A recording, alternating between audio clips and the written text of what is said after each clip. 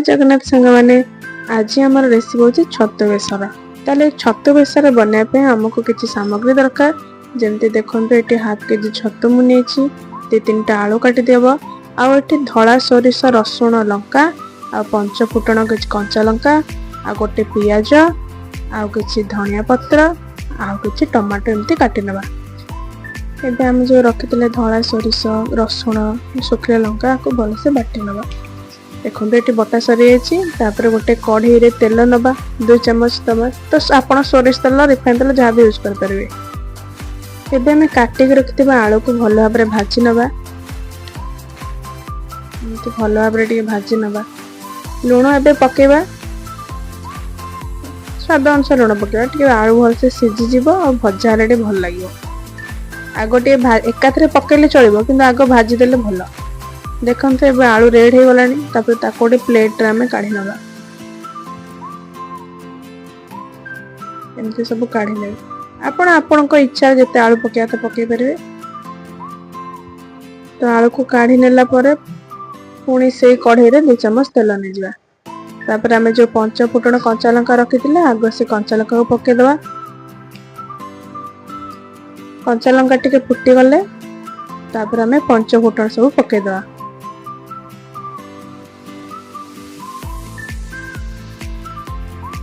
फुटन टा भल भाव फुटी गले आम जो काटिकी पियाज रखी पकईदवा।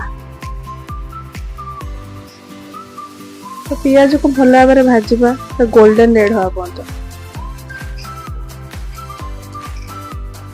देखो पियाज टे गोल्डन रेड हो गले टमाट पकईदवा। टमाट को भल भाव में भाजी नवा। तापर ये हलदी गुंड पकई भाजी नवा।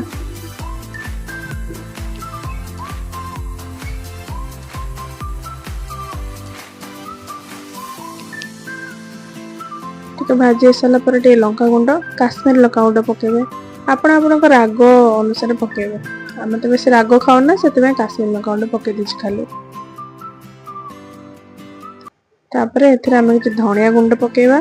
तापर आपको भल भाव में भाजी नवा। मसला आप चाहिए एका सांगे पकई पारे। गोटे गोटे पकड़े टिके मसला कंचा अंशटा पड़े। देखो तेल टे बाहरी आसला। तापर आम जो बाटी के रखी धला सोरिष बटा सेटा को पकईदवा। तापर आम भलसे कषि नवा। कला सोरिष पकईले बेसी टाइम कषिले पिता लगे से धला सोरिषटा मीठा से कषिले भल एटा पिता लगे। तापर मसला को भल भाव में कषि नवा। देखो तापर मसला तेल बाहरी आसला। तापर आम जो काटिकी छतु रखी आम पकईदवा।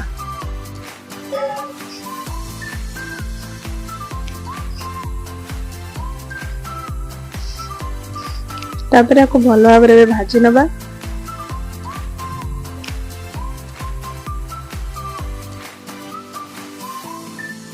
एबे हमें भाजी के रखी आलू गुड़ा को से पकईदवा।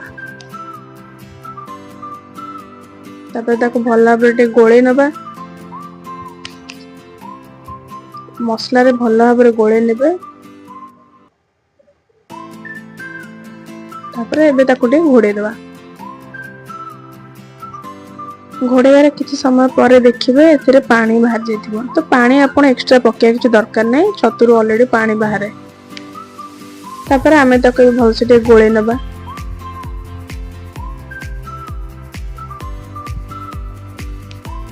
तापर देखिए पानी गुड़ा टे भलसे मरीज ना आलू भलसे कि छतु टे भलसे सीझापे आम आउ थे घोड़े रखना। तापर देखु पुणी बाहर करदे। तो एबे सब भल भाव में सीझी जाए छतु आलू।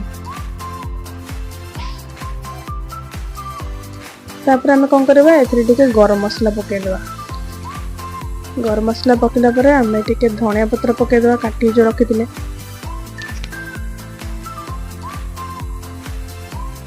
तो एबे हमार प्रस्तुत हो गरबा गरम छतु बेसर। तो एबे आम गार्निशिंग करबा गोटे प्लेट रे काढ़ी नवा। देखो छतु तरकारी पूरा रेड देखा। तो याको आपण रुटी सागर खाई परिबे, भात सह गरम भात सागर खाइले आउ टे बेसी भल लागिबो।